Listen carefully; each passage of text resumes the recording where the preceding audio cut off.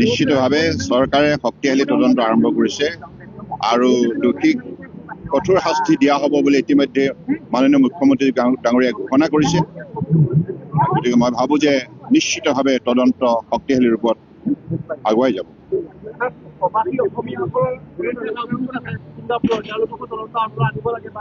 মুঠৰ ওপৰত তদন্ত চলি আছে। তদন্ত আওতালৈ নিশ্চিতভাৱে সকলোকে লোৱা হ'ব। আৰু আজি যোৰহাটত 13দিনীয়া মাংগলিক কাৰ্যসূচী যোৰহাটবাসী ৰাইজে মিলিত প্ৰচেষ্টাৰে ইয়াত আয়োজন কৰিছে। অসম চৰকাৰেও আন্তৰিকতা সহযোগিতা আগবঢ়াইছে। গতিকে মই আজি এই মুহূৰ্তত আমাৰ সকলোৰে অতি মৰমৰ কেৱল অসমৰে নহয় বিশ্বৰ সংগীত জগতৰ উজ্জ্বল নক্ষত্ৰ জুবিন গাৰ্গ ডাঙৰীয়া আমাৰ মাজত নাথাকিলেও তেখেতৰ অমৰ সৃষ্টি সদায় মানুহৰ হৃদয়ত ৰৈ যাব আৰু যুগে যুগে অমৰ হৈ থাকিব। কাৰণ জীয়াই থকাৰ কালত ৰাইজে উমানি নাপালে তেখেতৰ যে বিশ্বৰ সংগীত জগতত যিটো স্থান তেখেতে নিৰ্মাণ কৰিলে আৰু আজি মৃত্যুৰ পাছত আমেৰিকা, ইউৰোপ, আফ্ৰিকা, এছিয়া বিভিন্ন মহাদেশৰ বিভিন্ন ৰাষ্ট্ৰৰ পৰা যি শ্ৰদ্ধাঞ্জলি জ্ঞাপন কৰিছে এই কথাই পুনৰ অসমীয়া জাতিক গৌৰৱান্বিত কৰি তুলিছে।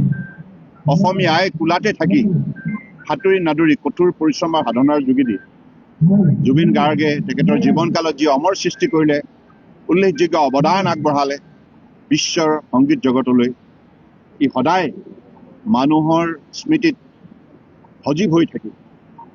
গতিকে মই ভাবোঁ যে আজিৰ মুহূৰ্তত আমি সকলোৱে একেলগে মিলি জুবিন গাৰ্গে জাতিটোক যিখিনি আদৰ্শ দি গ'ল সেই আদৰ্শৰাজিক আমি জীয়াই ৰাখিব লাগিব কৰ্মৰ যোগেদি। গতিকে মই পুনৰবাৰ ঈশ্বৰৰ ওচৰত প্ৰাৰ্থনা জনাইছোঁ জুবিন গাৰ্গ য'তেই আছে শান্তিত থাকক আৰু মোৰ অত্যন্ত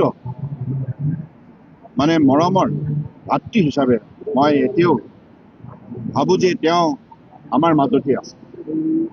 কাৰণ কেতিয়াবা বহু মুহূৰ্ত মনলৈ আহে, কাৰণ মোৰ লগত সদায় মোক দাদা বুলি সম্বোধন কৰিছিল আৰু খুব অন্তৰংগ আলাপ কৰিছিল আৰু নিৰ্ভীকভাৱে স্পষ্টভাৱে সকলো কথা মনৰ কথা ব্যক্ত কৰিছিল।